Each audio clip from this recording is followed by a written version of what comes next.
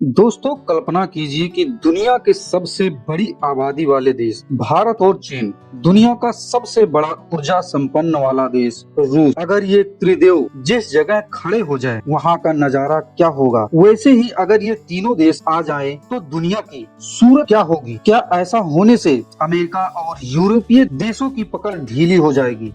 फिर क्या एक नई विश्व व्यवस्था का जन्म होगा। फिर क्या आने वाला कल सिर्फ एशिया ही लिखेगा। आज का यह वीडियो आपको क्योंकि आज हम गहराइयों से समझेंगे कि अगर भारत, चाइना और रूस मिल जाएं तो यह महागठबंधन कितना ताकतवर होगा और इसका असर पूरी दुनिया पर कैसा पड़ेगा। लेकिन वीडियो में खो जाने से पहले वीडियो को लाइक करके अपने प्रियजनों को अधिक से अधिक शेयर करें, क्योंकि यह जानकारी बहुत ही खास होने वाली है। ऐसे ही अद्भुत और इंटरेस्टिंग जानकारियों के लिए हमारे चैनल को सब्सक्राइब जरूर कर लें। तो चलिए वीडियो को शुरू करते हैं। तो दोस्तों, हमें थोड़ा पीछे चलना होगा, क्योंकि इस महागठबंधन का रहस्य इन त्रिदेवों के इतिहास में ही छिपा है।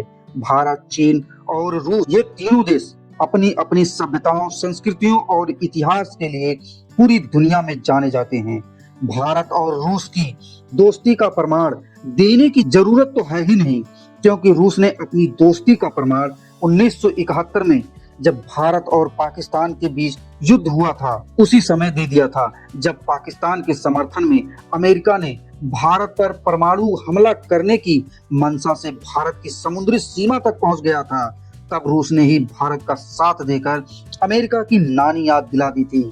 भारत की आजादी के बाद से ही हमारा सबसे अच्छा दोस्त रूस रहा है, चाहे वह परमाणु ऊर्जा के क्षेत्र में हो या फिर अंतरिक्ष मिशन हो या फिर सेना का हथियार। रूस ने भारत का साथ हमेशा से दिया है। अब बात करते हैं चाइना और रूस की। तो इन दो देशों के बीच भी कभी दोस्ती थी तो कभी दुश्मनी हुई है।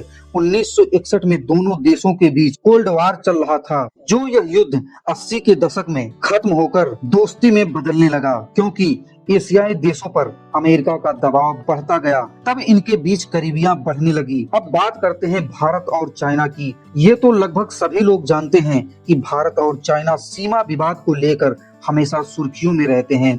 डोकलाम और लद्दाख की सीमा पर अक्सर ऐसे विवाद होते रहते हैं, लेकिन अगर इन मतभेदों को भुला दिया जाए तो पूरी दुनिया में कोई भी ऐसा देश नहीं है जो इन्हें रोक पाएगा, फिर इनके सामने टिक सके। यानी यह इतिहास हमें दिखाता है कि इन तीनों का साथ आना बहुत आसान नहीं है, लेकिन अगर पुरानी बातों को भुलाकर साथ हो जाएं तो एक बार पूरी दुनिया ही बदल जाएगी। अब बात करते हैं सैन्य शक्ति की, जो इन तीनों महारथियों की ताकत है। दोस्तों, दुनिया में ताकत का सबसे बड़ा पैमाना होता है सेना की। जिस देश के पास सबसे बड़ी सेना हो, सबसे अधिक डिफेंस इक्विपमेंट हो, वही सबसे ताकतवर माना जाता है। तो चलिए जानते हैं भारत, चाइना और रूस मिलकर कितनी बड़ी सैन्य ताकत बनाते हैं। सबसे पहले सैनिकों की संख्या। चीन के पास दुनिया की सबसे बड़ी 20 लाख से अधिक सक्रिय सैनिक मौजूद हैं।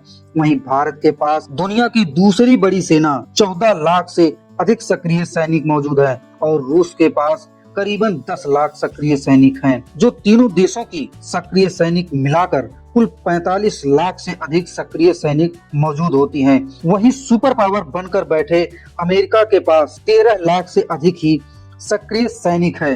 भारत, चीन और रूस की सेनाओं को मिलाने के बाद पूरे यूरोप की आधी से ज्यादा संख्या की सैनिक तैयार हो रही है।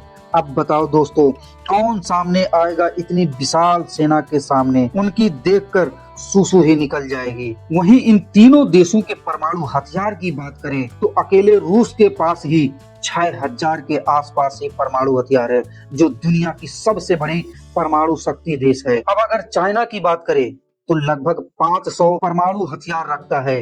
हमारे भारत के पास भी 160 परमाणु हथियार हैं।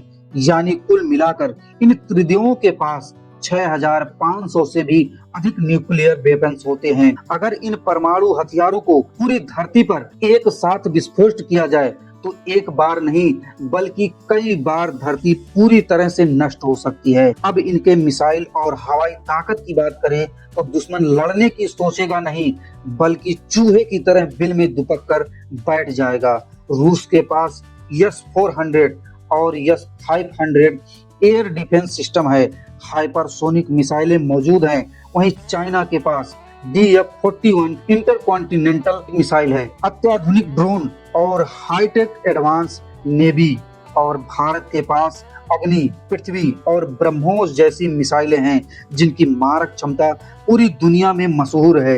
एक ही बार में आधी धरती तक बर्बाद कर सकता है। तीसरी बात, आर्थिक शक्ति का, जिसके बिना कुछ भी कर पाना संभव नहीं होता है। किसी भी युद्ध को सिर्फ बंदूक, गोली और मिसाइल से नहीं बल्कि पैसों से भी लड़ा जाता है। अब जरा सोचिए, अगर भारत, चीन और रूस अपनी अपनी आर्थिक शक्ति को एक साथ जोड़ दे तो क्या होगा। अकेले चीन की GDP 19.5 ट्रिलियन डॉलर है, यानी 20 ट्रिलियन डॉलर के आसपास। वहीं भारत की GDP 4.5 ट्रिलियन डॉलर के आसपास है और रूस की GDP 7 ट्रिलियन डॉलर के आसपास है। तीनों देशों की आर्थिक शक्ति कुल मिलाकर 30 ट्रिलियन डॉलर के आसपास हो जाती है, जो अमेरिका की GDP से भी अधिक है। अब बात करते हैं मार्केट और जनसंख्या की। आपको बता दें, सिर्फ भारत और चाइना में ही दुनिया की 1/3 आबादी रहती है, जिनकी जनसंख्या 280 करोड़ से अधिक लोग। इतना विशाल बाजार जनसंख्या वाले मार्केट में यूरोपीय देशों की कंपनियों को मजबूर होकर यहाँ आना पड़ेगा, क्योंकि दुनिया का सबसे बड़ा मार्केट यहीं पर होगा। इन सब के बाद धरती का सबसे बड़ा प्राकृतिक संसाधन भी इन्हीं त्रिदेवों के पास है। रूस, जो कि धरती का सबसे बड़ा तेल का भंडारण बन गया है। कच्चा तेल रूस के बराबर दुनिया में किसी भी देश के पास नहीं है। इसके साथ साथ गैस, सोना और धरती की बहुत सारी दुर्लभ धातुओं का भी निर्यातक है। भारत दुनिया का सबसे बड़ा युवा जनशक्ति रखता है, IT और मैन्युफैक्चरिंग हब है और कृषि उत्पादकों का बहुत बड़ा निर्यातक है। और वहीं चीन की बात करें तो चाइना मैन्युफैक्चरिंग और इंडस्ट्रियल हब है, जो दुनिया का सबसे बड़ा एक्सपोर्टर है। अब सोचिए, अगर ये तीन मिल जाएं तो पूरी दुनिया की सप्लाई चेन का नियंत्रित स्वयं कर सकते हैं। चौथी सबसे बड़ी बात, विज्ञान और तकनीक विकास और अपना वर्चस्व बनाने के लिए विज्ञान और नई नई तकनीकों का बहुत बड़ा योगदान होता है। रूस स्पेस रॉकेट, स्पेस एयरक्राफ्ट की टेक्नोलॉजी में सबसे आगे है। वहीं दूसरी तरफ नई और एडवांस मिलिट्री इक्विपमेंट बनाने में भी सबका उस्ताद है। और चाइना फास्ट स्पीड वाला इंटरनेट, आर्टिफिशियल इंटेलिजेंस और रोबोटिक की रेस में दुनिया में सबसे तेज है। अब बात करते हैं भारत की, तो भारत का IT सेक्टर दुनिया में नंबर 1 है। स्पेस रिसर्च और डिजिटल रिवोल्यूशन में भी सबसे आगे है।